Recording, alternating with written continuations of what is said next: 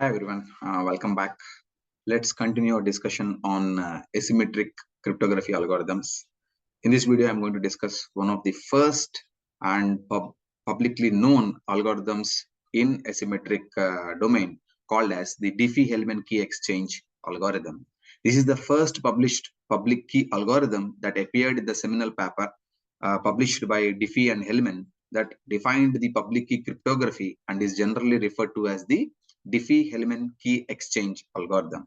This is the actual paper that I found on the internet. You can see the date here. It is November 1976, and you can also see the researchers' names: Whitfield Diffie and Martin E. Hellman. These are the two guys here. So he is Whitfield Diffie and he is Martin Hellman, who came up with this idea of using number theory to solve the biggest issue in symmetric encryption. So you can see this is an IEEE transactions paper. So if you can get this still on the internet. If I were you, I would suggest just go through this paper once to find out. Though it's an old paper, it has given a very good insight into why we should think in the terms of asymmetric cryptography. Okay, so let us discuss what this scheme is and how it is actually going to help solve the problems of symmetric encryption. So Diffie and Hellman's 1976 paper, which was named New Directions in Cryptography, introduced a radically new method of distributing cryptographic keys that helped solve the key distribution, a fundamental problem in symmetric cryptography. So what do you mean by this fundamental problem? Why do we keep saying that? If you remember, in symmetric cryptography, if I want to send a message between A and B, what I usually do is I encrypt the message using a secret key, isn't it? If I want to send M, there is a secret key which is actually shared between A and B. And these two guys usually use this K to encrypt this message M and do the and then transmit over the channel. But unfortunately, the problem here is there is no one established way and a proven 100% secure way that this key K can be shared between A and B securely, because the key also has to be transmitted across on the same line. And if an adversary gets hold of this key, then this entire scheme provides no security at all. Because if I have the key, I can decrypt any message that I want to. So before the Diffie-Hellman scheme, the symmetric encryption was the only way to communicate securely, and the primary challenge is secure exchange of the secret key between the communicating parties. In that sense, if there are two parties A and B, and if these two guys want to talk, they will use one secret key to encrypt the messages and subsequently decrypt them. But for this to happen, this key or the secret key K has to be securely shared among the communicating parties. That itself poses a very big problem in symmetric encryption. Of course, you can use a third party called as KDC or the key distribution center on other means, but none of them are 100% secure. This problem, so irrespective of how good the symmetric algorithm is, if the key isn't secure, then there is no assurance of the confidentiality or integrity of the transmission, because you don't know if an adversary is trying to attack by getting, and if he gets hold of this key, then all the transmissions that happen which use this key are no longer secure. Now, if you see with this context, and during those times where we have different symmetric algorithms which are very popular, which are very fast, but all the things are based on entirely on the secrecy of the key. Now, the Diffie-Hellman algorithm solves this problem through clever usage of one-way functions. What do you mean by one-way function? A mathematical function that's easy to calculate in one direction, but very difficult to reverse.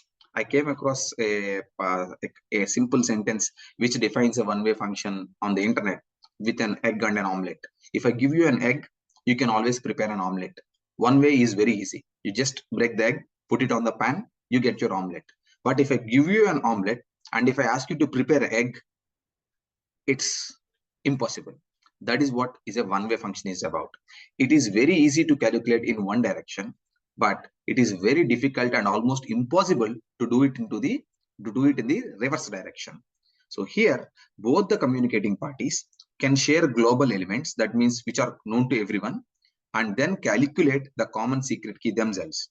So by sharing some global elements or some global parameters, common parameters, both the parties, that is A and B, can calculate the secret key themselves without ever needing to exchange any sensitive information over the channel. So they can calculate this key K without ever sharing any of the secret information on the channel. So here, if this scheme is employed, then there is no usage of a KDC. KDC is not required because both the parties can be assured that they get the same key. And then they are not going to exchange it among themselves. They are not going to send it across.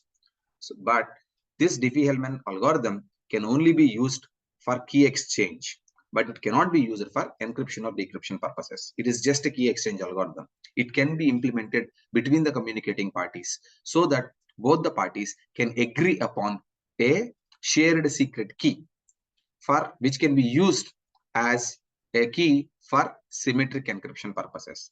That is what Diffie-Hellman does, or that is the reason we call it as a Diffie-Hellman key exchange algorithm. Now, what do you need for this? We have some numerical examples also. We will try it out so that you will get a better understanding.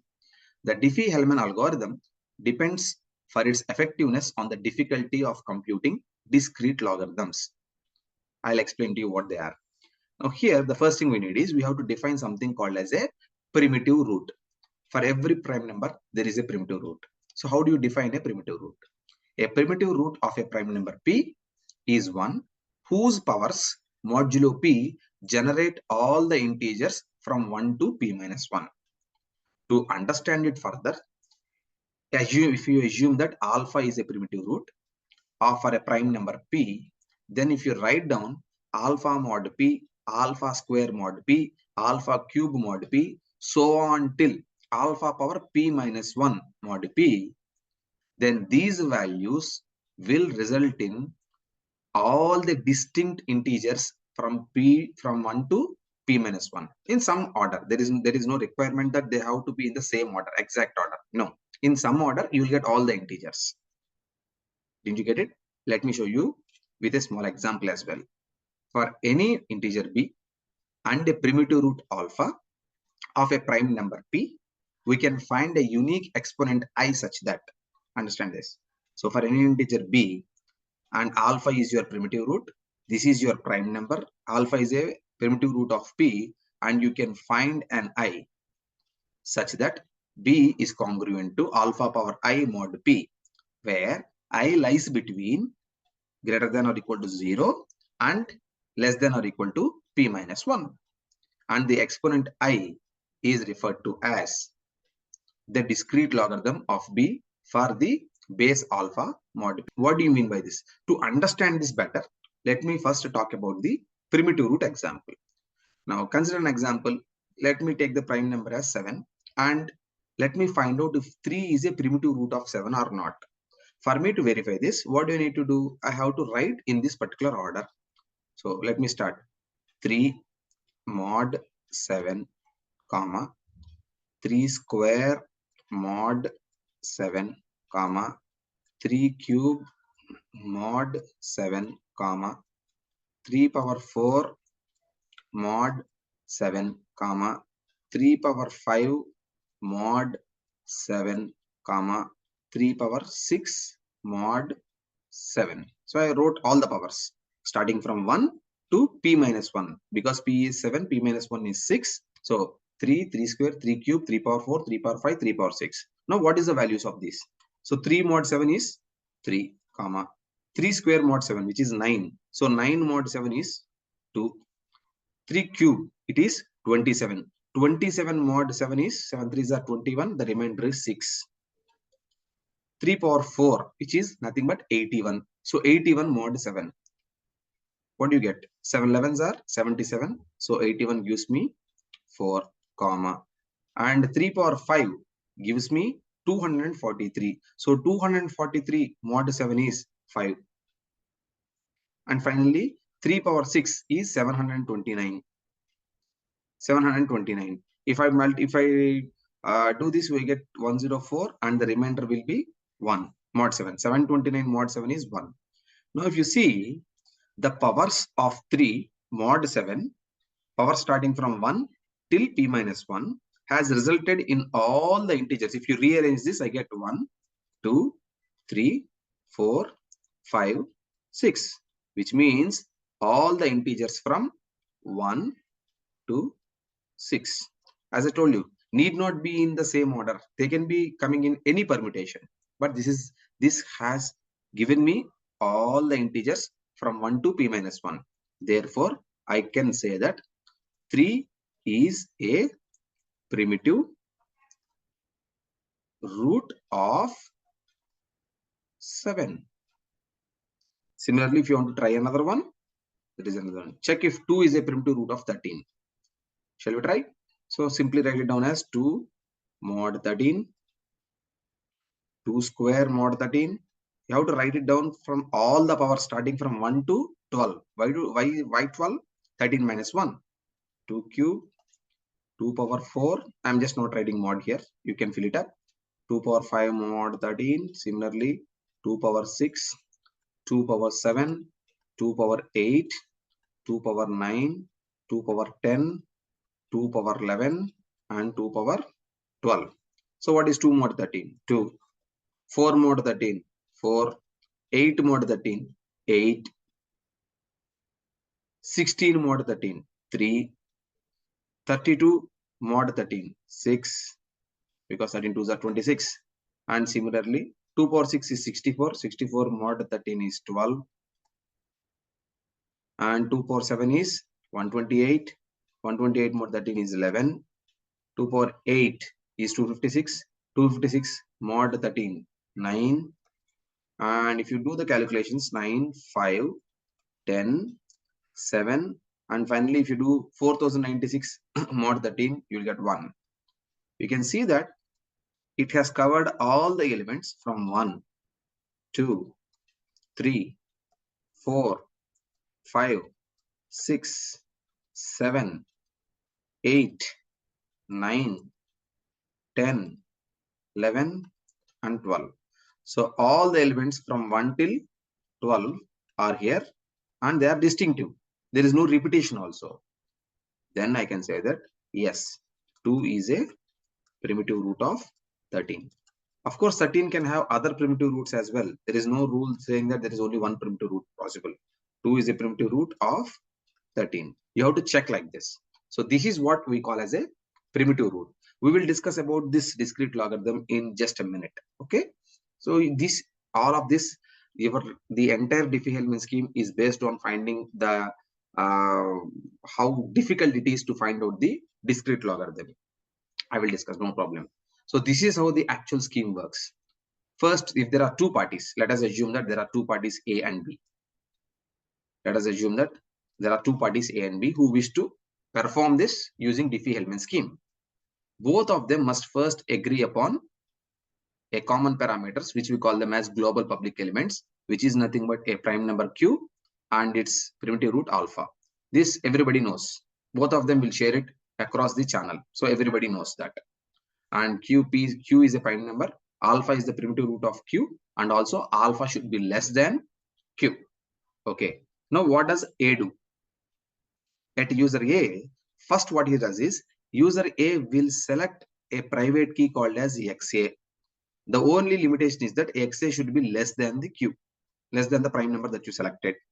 And then after selecting the XA, he will calculate something called as the public key, which is YA.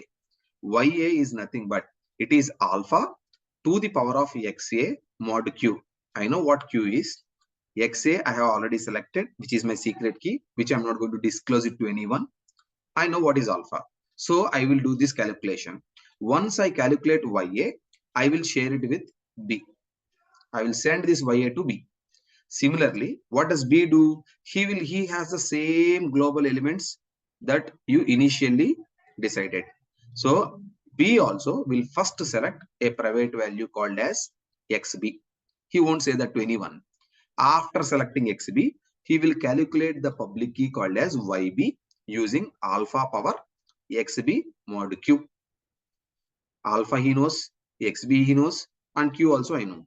So after doing this, what he will do? He will get YB. This YB is now shared to A. to A to B. So A has his private key and the public key of B. B has his private key and also the public key of A. This is what is done till now. Now, if you remember correctly, why we are doing Diffie Hellman? So Diffie Hellman algorithm's primary responsibility is, or the primary objective is, that both the communicating parties, in our example, it is A and B, both these two parties must get the same secret key. Now let me show you how it is done. At user A, he will calculate the secret key K as YB to the power of XA mod Q. Here I am only performing exponential calculations, nothing else other than that in modulo. Now YB is nothing but it is the public key of B that it received from B, and XA is the private key of A. So YB to the power of XA mod Q. And similarly, B has got its own parameters. So what will B do? B will also calculate the K as YA, which is nothing but the public key of A, to the power of XB, which is the private key of B mod Q. Both these two values are identical. Do you agree? Yes or no? If you say yes, I will ask you, what is the proof? If you say no, once again, I will ask you, what is the proof? Now let us check whether these two values are correct or not, or identical or not. So this is done at A. So at A uses the public key of B and his private key to calculate K. B uses his or A's public key and his private key to calculate K. Let me show you whether these two values result in the same or identical answers or not. Now let me start with A. So let us say that A is going to calculate K here. So the formula which we just did was K is equal to YB to the power of XA mod Q. What is the value of YB? How did B calculate YB? It is nothing but YB is alpha power XB mod Q. If you remember, so alpha is the global element, XB is the private key of B mod Q. That is how it calculated to the power of XA mod Q. Now using modulo arithmetic, what I can rewrite this as alpha power XB to the power of XA mod Q. I'm just removing this mod, that's all. Mod Q. This can be written now as, I'm removing this brackets also, alpha to the power of XB into XA, isn't it? So if I have X power A to the power B, what I can do is I can write as X dot A, X to the power of A into B. Similarly, I wrote like this, alpha to the power of XB into XA mod Q. Now let me rearrange this. I can write X power A into B or X power B into A. Both are the same, isn't it? Now, so let me rearrange this, alpha power XA to the power of XB mod Q. Now, if alpha power XA, using arithmetic, what I can do is I can put this mod Q here also. So alpha power XA mod Q to the power of XB mod Q. Now, what is this value? This is nothing but how you calculated YA. So YA, say I am replacing this with YA. Just how I replaced YB with this value, I am replacing this value with YA.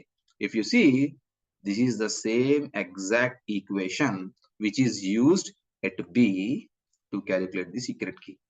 So both the values are identical. K is equal to YA to the power of XB mod Q. This is how you get it, isn't it? This is how you calculated B. So this is the mathematical proof where you can tell that both the values that you obtain at your communicating parties are identical. Without doing any numerical calculations, I can show this as a proof. Now, the result is that the two sides have exchanged a secret value which is identical. Both of them got the same key. Consider an adversary. So obviously there are attackers on the internet. Consider an adversary who eavesdrop on the communication and wants to determine K. So he wants to find out what is this K. What are the values that he has? Imagine that A and B has shared some values before through the channel. What are the values they know? He knows what is your Q or your prime number and your alpha. And he also knows what is the public key of A and what is the public key of B, YA, YB. Now, because XA and XB are private and you are not sharing it anywhere, An adversary only has these three ingredients or has these ingredients to work with. He knows what the prime number is. He knows the primitive root. He also knows the public key of A, and he also knows the public key of B. If he wants to break out what is the private key of B, what he has to do? He has to do this particular calculation. XB of, that means he has to calculate the discrete logarithm for XB. XB is equal to discrete logarithm of YB with your alpha and Q. Now, the security of the Diffie Hellman algorithm or the key exchange lies in the fact that while it is relatively easy to calculate exponentials modulo A prime, it is very difficult to calculate discrete algorithms. What do you mean by that is, if I give you the values of, see how you did was, you simply calculated YA is equal to what? Alpha power XA mod Q. Now, if I give you alpha, if I give you XA, and if I give you Q, you can simply calculate YA. There is no big deal. But if I did not give you the value of XA, and if I give you what is YA, and if I give you alpha, and if I give you Q, just the information which the adversary has, it is impractical. It is quite impossible for the attacker to determine what is XA. But although if it is possible also, it takes very, very long time to do that. That is the reason we consider this task of finding out the discrete logarithm to be infeasible. Okay, let us work with some numerical examples to give you a better idea, to better understanding on Diffie Hellman. So assume that two parties A and B wants to set up a common secret key between themselves using the Diffie Hellman key exchange technique. Some of these problems I found on the internet. I thought these two are pretty simple for you to get used with Diffie Hellman. Of course, there are many problems with higher large integers also. You can try them as well. If you have any doubts, you can ping me in the chat section. Sorry, in the comment section. So they agree on this. They agree on 7 as the modulus and 3 as the primitive root. Party A chooses 2 and party B chooses 5 as their respective private keys. Now first try to infer what this information is giving. It says that the Diffie Hellman scheme is being used. 7 as the modulus. That means Q is equal to 7, which is your prime number, and 3 as the primitive root. So alpha is equal to 3. Okay. And next, it says as party A chooses 2 and party B chooses 5. That means that XA is equal to 2 and XB is equal to 5. So now what you have to do is you have to calculate YA and comma YB and then K. These are the three values you need to find out. So first let us start our calculation for YA. So we have to first find out the public key of A, public key of B, and then the secret key. So let me do with the YA first. YA is equal to, what is the formula that we used? YA is equal to alpha to the power of XA mod Q. What it tells me is alpha is 3, XA is 2 mod 7, which is equal to, tell me what is what? Simple, 3 square 9, 9 mod 7 is 2. Similarly, let me find out what is YB. So what is alpha? What you just change here as XB, that's all. So what is alpha? 3. So 3 power, what is the secret key selected by B? 5. So 3 power 5 mod 7. Okay. So if you don't know how to do long numbers, it is very simple. I just write it down as 3 square into 3 square into 3. 3 square mod 7 is 2, isn't it? So 2 into 2, 4. 4 into 3, 12. 12 mod 7 is what? That's how I calculate. So I can do this as 5. If you didn't understand what I did here, just take this out. 3 power 5 can be written as 3 square into 3 square into 3. I already know that 3 square mod 7 is 2, isn't it? So this becomes 2 into 2 into 3. 2 2s are 4, 4 3s are 12. So 12 mod 7 gives me 5. That is how I calculate this. So I have now the values of YA and YB. Now the next step is calculate K. K is equal to what? First let us start doing it with. Now the next step will be obviously to exchange. So A has exchanged your YA and B has exchanged the YB. So now for A to calculate its secret key, what it does is, tell me, how do you calculate? A uses YB to the power of XA mod Q. What it tells you is, what is the value of YB? 5. 5 to the power of XA is 2 mod 7. That is 25 mod 7. 7 4s are 28. 7 3s are 21. So you get 4. Similarly, at B, it uses YA to the power of XB mod Q, which gives me what? What is YA? YA is 2. What is XB? 2 power 5 mod 7. What is 2 power 5? 32. 32 mod 7. 7 4s are 28. It's 4. You can see this, that 4 is the secret key K. Both the parties now get this. If you see, they didn't share any sensitive information. They just shared the prime number, the primitive root, and their public keys. And still, they are able to find out, or they are able to calculate the secret key. Here, 4 need not be shared or need not be transmitted across the network where it can be prone to attacks. This is the best thing about Diffie Hellman scheme. Now let us try another example. In a Diffie Hellman Key Exchange, Alice and Bob have chosen the prime value Q is equal to 17 and primitive root is equal to 5. If Alice's secret key is 4 and Bob's secret key is 6, what is the secret key that they exchanged? Once again, let me just write down what is given to me. It is given Q is equal to 17. Let me check this. It is given that Q is equal to 17 and primitive root alpha is equal to 5. And also it is given me that XA is 4, XB is 6. So they are asking me what is the value of K. But in order to find out the value of K, I also need to find out what is the value of YA and YB. I have to calculate these values. So let me start doing this. Let me start with YA. So for YA, how do you do it? You know what is the value of alpha power XA. Alpha is 5. XA to the power is 4 mod 17. So 5 power 5 square is 25, 25, 25, 6, 25. So 625 mod 17 use me 13. Similarly, YB is equal to, it is nothing but alpha power XB. What is alpha? 5. What is XB here? 6 mod 17.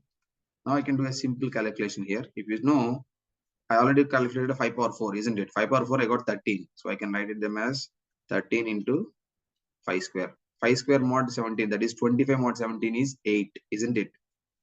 So I can write this as 13 into 8 mod 17. How did I get the 8 here? 5 square is 25, 25 mod 17. So that in 8s are 8 is a 24, 104. 104 mod 17 gives me 17 6 are 102. So 2. So 104 mod 17 gives me the value of 2. So I now have the YA and YB. The next step would be these two guys exchange their public keys. Exchange their public keys. Now let's it's time for me to calculate at A. Let us assume at Alice. So how does Alice do the calculation? I just told you K is equal to YB power XA. What is YB she received? It is 2. And what is XA value? Power 4. Mod. What is the modulus? 17. So it is 2 power 4 is 16. So 16 mod 17. It is less than 17. So it's just 16. Similarly at B, what happens? K is equal to, at B how do you calculate? YA, which has been exchanged. YA is nothing but 13. So 13 power XB. What is XB? 6. mod 17. So once again, if I were you, what I would do is I would write 13 square into 13 square into 13 square mod 17. What is 13 square? 169. So what is 169 mod 17? This is 169, isn't it? 169 mod 17 gives me 16. So 16 into 16 into 16 mod 17. These are all simple calculations. Don't get too tensed out. Okay. And if you take this 16 to 16 is 256. So 256 mod 17 is 1. This is 1. So 1 into 16 mod 17. So you will be getting finally is, once again, you will be getting 16 mod 17 because this is 256. So this is equal to 16. Now if you see that the value of K at both A and B calculated is 16. This is the common secret value that they got. So now you can understand how the Diffie Hellman scheme can be used to obtain a common secret key without actually sharing the or any of the sensitive information. So this is how Diffie Hellman works. These are the two examples that I got.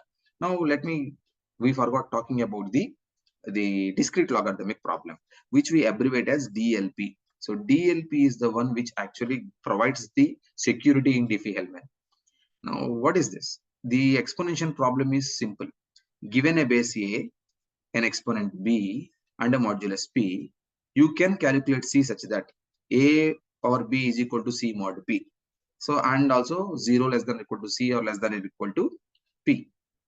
It turns out that this problem is fairly easy and can be calculated quickly using fast exponential. That means if I give you all these values, you can simply calculate what is C. But if you are given a base and if you are given a result C and a modulus P, it's very difficult to calculate the exponent B such that A power B congruent to C mod P. To put it into simple terms, I came across a problem which I tried. So if I give you Q value, if I give you the alpha value, and if I give you the secret value, which we just did earlier, you can simply calculate YA is equal to 13 power 12. Of course, you can do these calculations. Maybe it will take a little bit of time, but you can still fairly easily calculate 13 power 12 mod 19, which is 7. But if I give you the value of 7, and if I give you the value of alpha and Q, see, if I give you Q, if I give you alpha, and if I give you 7, and if I ask you to calculate this XA value, which is 7 is equal to 13 power XA mod 19, it is a very difficult task. Believe me, it will take a considerable amount of time. Using a brute force search, you have to do each and everything, starting from 1, 2, 3, 4, 5 like that. You have to do a brute force search. By now, you should obviously understand that Diffie Hellman algorithm gets its security from relatively large numbers, not small numbers.